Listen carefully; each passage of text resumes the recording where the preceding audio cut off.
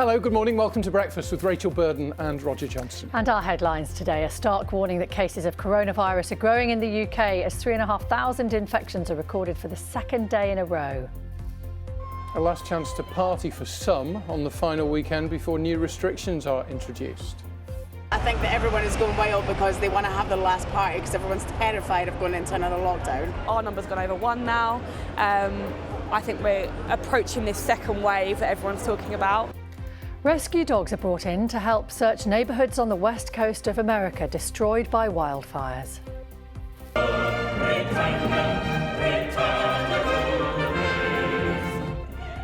After the controversy, Britannia ruled the airwaves at the last night of the proms.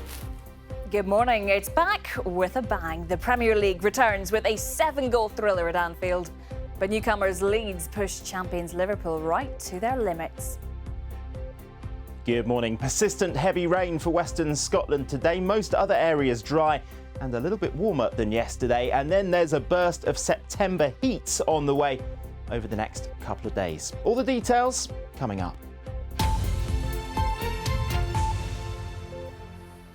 Good morning. It's Sunday the 13th of September. Our top story, there is fresh concern over the growing spread of coronavirus after more than 3,000 cases were recorded in the UK on consecutive days. And that's the first time it's happened since mid-May. Yes, in towns and cities across the UK last night, though, many people took the opportunity to enjoy a night out before new COVID restrictions come into force tomorrow, as Simon Jones reports. A busy Saturday night in Liverpool. The last chance for large groups to meet before the so-called rule of 6 comes into force. In England, only 6 people will be allowed to get together in most situations. This weekend, everyone is just going wild, which makes zero sense, but I think that everyone is going wild because they want to have the last party because everyone's terrified of going into another lockdown. There's 4 people in our house and there's 4 people in their house, so I think it's just been 8. The majority of people have got 2 kids, the majority of couples have got 2 children, so it's preventing 2 families getting together. Coronavirus isn't going to stop this weekend, it's still going to be here, you know, so why wait until Monday? If there's going to be a lockdown, do it now. In Soho in central London, there's concern at the rate that coronavirus is spreading. Our number's gone over 1 now. I think we're approaching this second wave that everyone's talking about. So yeah, I think it'd be quite a good thing. And you do see, when you go to places like this, you do see big groups of people. Certain areas are not monitored, like house parties, for example. You know, that's down to responsibility, you know, for the host of the house party. Hopefully people listen. I don't know if they do though, that's the thing. Sensible, Yeah. From Monday, police in England will have the power to fine people who don't stick to the rule of 6, £100 for a first offence, doubling each time to a maximum of £3,200. The big question is whether police initially will try an approach of engagement or whether they'll move straight to enforcement. In England, the rule of 6 will apply indoors and outdoors. In Scotland, the 6 can only be from 2 households and young children aren't counted. In Wales, up to 30 can still meet outdoors. This is why the government is acting. There were 3,497 new coronavirus cases recorded in the latest 24-hour period. That means the average number of new cases reported per day in the last week is just over 3,000. 9 deaths were reported of people who died within 28 days of a positive COVID-19 test. And that means on average in the last week, 11 deaths were announced every day, taking the total number across the UK to 41,623. In Scotland, new cases diagnosed have hit a 4-month high. The message from politicians, keeping coronavirus under control requires care and vigilance from all of us. Simon Jones, BBC News.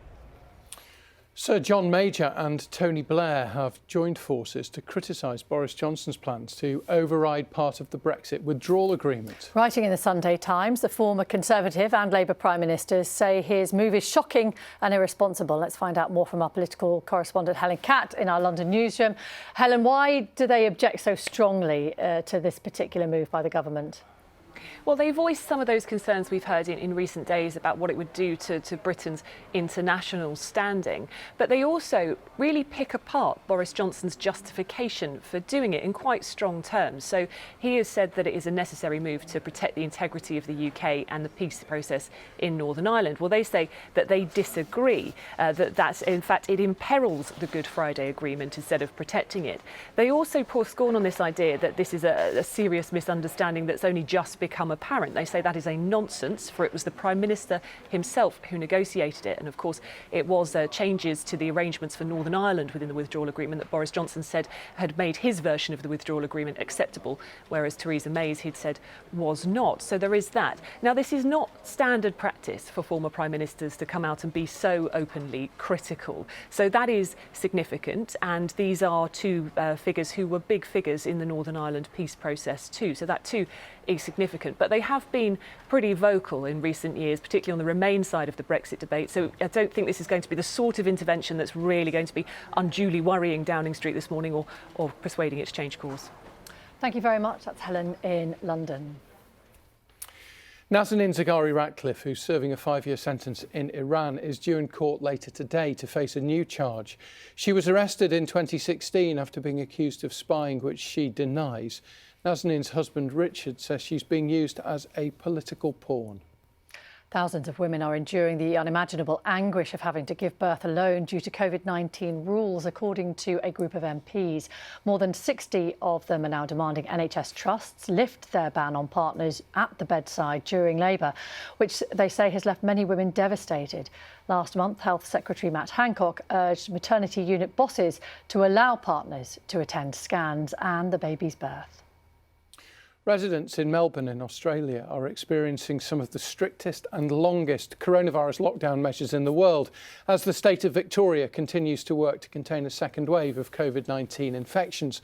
From tonight in Victoria, some lockdown measures will ease, but they won't apply to the state's capital. There, people can still only leave their homes during daylight hours to exercise, to shop for essential items and to undertake essential work. Search and rescue teams have been brought in to help find dozens of people missing in Oregon as deadly wildfires continue to sweep through the US West Coast.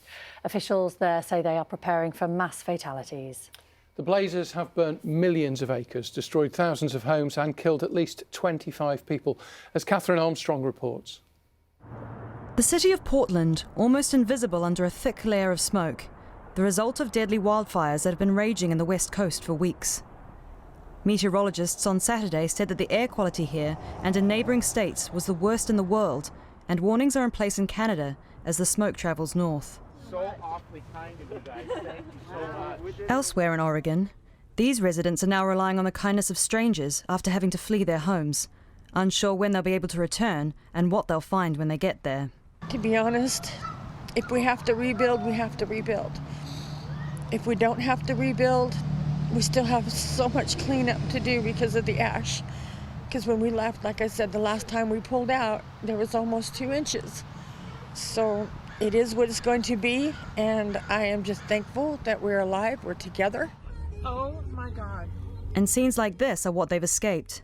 This, part of just one of the more than a dozen blazes in the state that firefighters are working to contain. More than 900,000 acres have burned in Oregon this week alone. More than twice the average area burned over the last decade. Officials are warning the death toll could rise significantly in the coming days. Meanwhile, in California, where some of the largest fires the state has ever seen have been burning, there has been some cause for optimism. A break in the hot, dry weather on Saturday enabled firefighters to make important headway in containment efforts. It's hoped that in the coming days, parts of the West Coast will see the first signs of rain in weeks, bringing some relief to a desperate situation. However, officials are warning that some fires are likely to continue burning until winter arrives. Catherine Armstrong, BBC News. Well, it's a staple of the classical music calendar, but for the first time in its history, the last night at the Proms saw no flag waving, no mass sing-along inside the Royal Albert Hall. The show, as I'm sure you know, was swept up in controversy after the BBC reversed its decision not to sing Rule Britannia and Land of Hope and Glory. Our arts editor Will Gompertz was among those watching.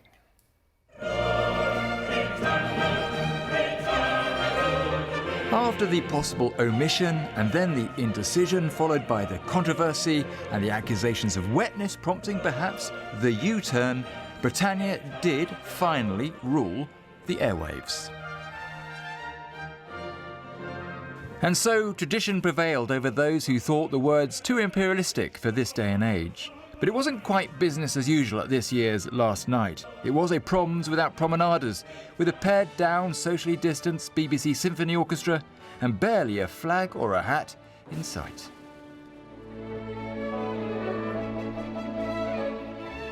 Some blamed, wrongly she said, any suggested changes on the night's Finnish conductor Dalia Stasevska, who started the programme with Mozart's Marriage of Figaro. She said she simply wanted to use music to bring people together. And did those feet in ancient time walk upon England's mountains? The talking point of the night is likely to be composer Erilyn Wallen's radical reworking of Hubert Parry's prom favourite Jerusalem, to which she introduced dissonance and blues references, a tribute, she said, to the Windrush generation of migrants who came to Britain. It was sung by the South African soprano Golda Schultz.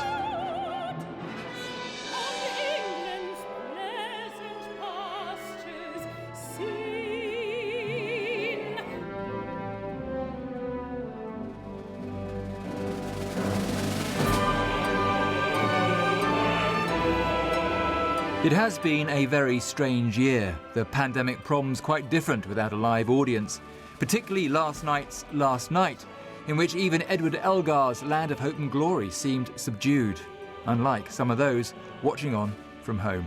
Will Gompertz, BBC News.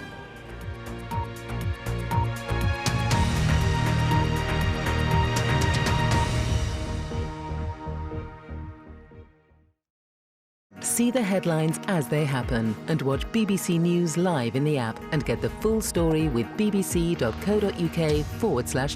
Follow the story for all the latest with BBC News.